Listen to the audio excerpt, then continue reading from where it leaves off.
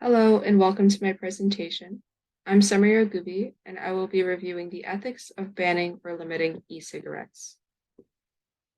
Firstly, what is an e-cigarette? An e-cigarette, also known as an electronic cigarette, are battery-powered devices that heat a liquid, usually containing nicotine, into an aerosol that is inhaled by the user. They were originally marketed as a safer alternative to traditional cigarettes, but their long-term health effects are still not fully understood. Unfortunately, e-cigarettes have gained popularity in recent years, particularly among young people. They are often marketed with flavors and designs that appeal to the youth, and many young people see them as trendy and harmless alternatives to smoking traditional cigarettes. As for the pros of banning an e-cigarette, there's a reduction in health risks associated with the e-cigarette use, and a decrease in the number of young people who would start smoking it, as well as a reduction in exposure to secondhand smoke. As for the cons, there are the limitations of adults who would of adult choice to use e-cigarette and a smoking cessation aid, potential for increased black market sales and criminal activity. Additionally, the impact of small businesses that rely on e-cigarette sales. E-cigarettes have become popular, but they have also raised concerns about their impact on public health and safety. Some of the current social issues related to e-cigarettes include the potential for e-cigarettes to act as a gateway to traditional tobacco products, particularly among the youth. If you can glance at the right, the graph and statistics showcase the increasing population of students from 8th grade to 12th grade as it steadily increases in the use of nicotine and vapes. The lack of regulation and oversight of the e-cigarette industry, which has led to concerns about the safety and quality of e-cigarette products. The potential for e-cigarettes to be used as a tool for smoking cessation, but also for smoking relapse in the use of other tobacco products. As for the consequences, intended ones vary from reduced exposure to harmful chemicals to reduced use among young people. Both seem fairly positive at first glance. However, there are always unintended consequences to consider.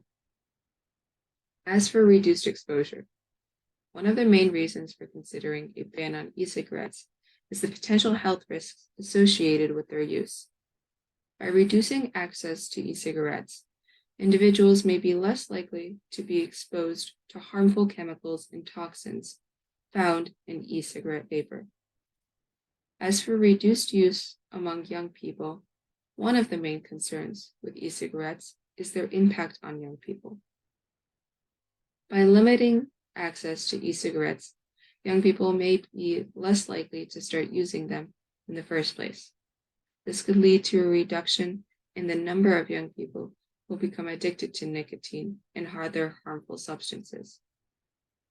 As for their unintended use, while the intention behind a ban on e-cigarettes may be to protect young people, there are several unintended consequences that must be considered. One major consequence is the potential increase in black market sales, which can lead to dangerous and unregulated products entering the market. Additionally, a ban could lead to an increase in traditional cigarette use among those who are trying to quit using e-cigarettes. It is also important to consider the potential economic impact on small businesses that rely on cigarette sales. Several necessary documents are crucial in understanding the issue at hand.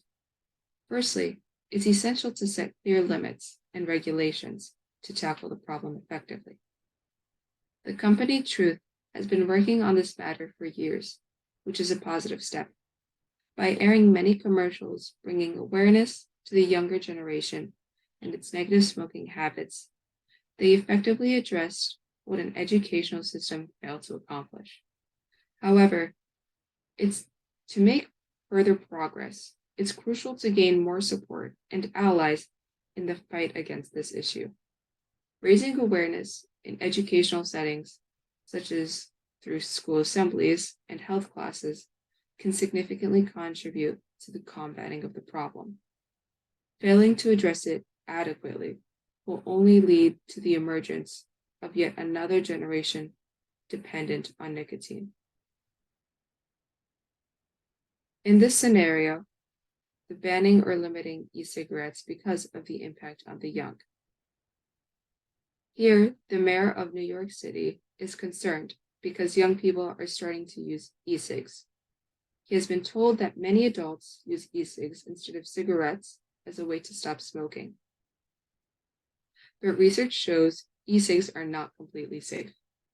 The mayor is considering enacting a ban or restriction of the sale of e-cigs. The dilemma in question is it ethical for the mayor to restrict the sale of e-cigs? The scenario addresses the concern for public health in young people from nicotine addiction and harmful chemicals. The ethics of restricting the sale of e-cigarettes is a complex issue. On the one hand, there is a concern for public health and the protection of young people from the harmful effects of nicotine addiction and exposure to harmful chemicals. On the other hand, there is a concern for individual rights and the potential unintended consequences of a ban or restriction. Ultimately, the decision to restrict the sale of e-cigarettes should be based on careful consideration of all the available evidence and the potential impacts on public health and individual rights. In my personal opinion, I believe an age restriction is the best solution.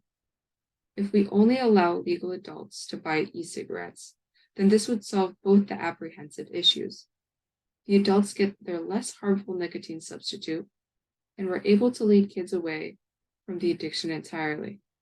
Additionally, it allows small businesses to continue to sell while not having to shut down since they still have adult customers. Whether or not the business stay intact should not be a deciding factor whether the industry persists or not. While the presence of nicotine is harmful, we should also eradicate it completely, since that would be we should not eradicate it completely, since that would be to abandon those who are already addicted. The true compromise is an age restriction on e-cigarettes. These are my sources I used to curate this presentation and speech. Thank you for listening.